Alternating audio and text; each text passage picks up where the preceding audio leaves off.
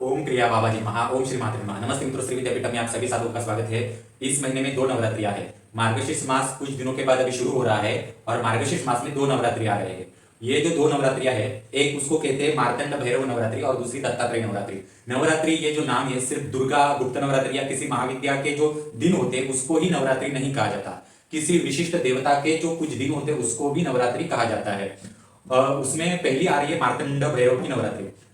मार्तंड भैरव नवरात्रि ये 13 दिसंबर से 18 दिसंबर तक है। ये 6 दिनों की होती है मार्तंड भैरव रात्रि, और इसको चंपा षष्ठी भी कहते हैं या 6 दिनों की नवरात्रि भी इसको कही जाती है। मार्तंड भैरव का इंपॉर्टेंस श्री विद्या में अत्यंत अत्यंत बहुत ज्यादा है, क्योंकि और उसका मैं महत्व बताता ही हूं। अभी पहले दूसरी नवरात्रि हम देखते हैं। दूसरी नवरात्रि जो है वो दत्तात्रेय नवरात्रि है। दत्तात्रेय नवरात्रि मार्तंड भैरव जी की नवरात्रि खत्म होने के बाद दूसरे दिन से ही शुरू हो रही है। दत्तात्रेय जी की जो नवरात्रि है वो 19 दिसंबर से लेकर 26 दिसंबर तक है। ये दोनों नवरात्रियां हम श्री विद्यापीठम में मनाएंगे। इसके आर्टिकल, उसका नॉलेज हम पब्लिश करेंगे। मार्तंड भैरव का पहले आप फोटो देख लीजिए। ये फोटो किस प्रकार से है। इनके 4 मुख है। एक पूरा का पूरा बॉडी का पोस्चर देखिए, ये देवता कैसे है। दो जो शरीर है उनके दो एक प्रकार से मुख है। ये मेल मुख है, ये पुरुष मुख है, और दूसरे जो है उनकी पत्नी उसमें कंबाइन है और ये फीमेल एनर्जी उसमें आ रही है। और उनके हाथों में आप देखिए किस किस प्रकार से एक एनर्जी के सोर्स है। मार्तंड भैरव श्री यंत्र में बहुत इंपॉर्टेंस रखते हैं मित्रों। जिन्होंने ऑथेंटिक श्री विद्या साधना सीखी है उन्हें पता होगा कि मार्तंड भैरव का पूजन कहाँ किया जाता है। मैंने आपके सामने पूरा का पूरा एक चार्ट रखा है। इस चार्ट में श्री यंत्र है। श्री यंत्र के यहाँ पर आप देखिए मैंने भूपुर कहा लिखा है। श्री यंत्र का जो नीचे के 3 लाइन होते हैं, जो आउटर लाइन होते हैं, इसको कहा जाता है भूपुर। ये त्रैलोक्य मोहन चक्र है। ये बाह्य भाग, बाह्य जगत श्री यंत्र का कहा जाता है। श्री यंत्र राजमहल का कहा जाता है। और ये जो बाह्य जगत होता है, यहाँ पर 4 शक्तियों का पूजन होता है। उसमें से पहले आपको पहले पश्चिम दिशा देखनी होगी। मैंने आपको दिखाया पश्चिम दिशा कहाँ पे आती है। यह है पश्चिम दिशा। जो ऑथेंटिक श्री विद्या साधना नवावरण पूजन जिनको सिखाया जाता है वो पश्चिम दिशा से भेदन करते हैं। पश्चिम दिशा, पश्चिम आग्नेय बहुत इंपॉर्टेंट होता है। और पश्चिम आग्नेय ऊर्ध्वाग्नेय में कैसे लिंक होता है, कैसे मर्ज होता है, उसमें पंचम वेद की दीक्षा कैसे दी जाती है। पंचदशी की दीक्षा देने से पूर्व आपको पंचम वेद का ज्ञान होना बहुत आवश्यक है। तो ये पश्चिम आग्नेय से जो ऑथेंटिक दीक्षा लेते हैं उनको ये पता होता है। भूपुर पे पहला आता है आपके महागणपति का पूजन आता है।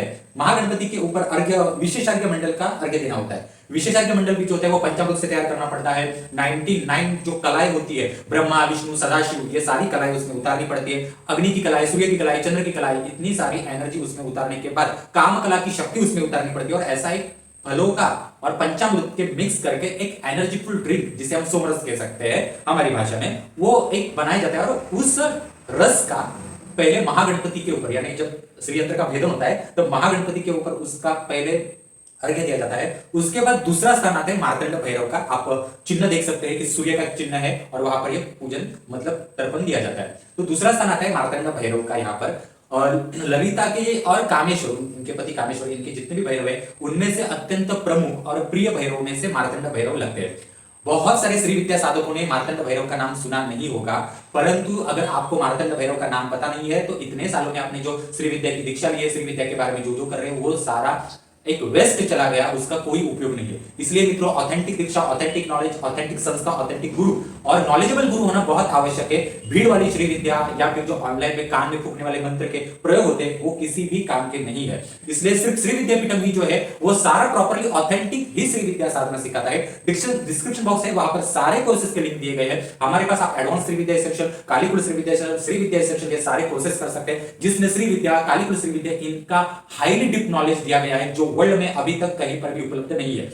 आपको ये पूरा का पूरा एक चार्ट देखने के बाद समझ में आया होगा कि श्री यंत्र में जो मार्तंड भैरव का पूजन कहां पर होता है। मार्तंड भैरव को सूर्य की शक्ति कहा जाता है। सूर्य का दूसरा नाम मार्तंड है। मार्तंड का अर्थ होता है हल्दी। हल्दी का पूजन, उनका शरीर हल्दी जैसा है, सूर्य की एनर्जी भी हल्दी जैसी पीले रंग की होती है, इसलिए उनको मार्तंड कहा जाता है। मार्तंड एक हमारे महाराष्ट्र के एक कुल देवता है, खंडोबा। इनकी भी यात्रा वहां पर होती है और वहां पर पूरा हल्दी का पूजन होता है। पूरा शहर जो गांव है वो पूरा हल्दी से भर जाता है वो मंदिर। और श्री यंत्र में इनका इतना इंपॉर्टेंस है।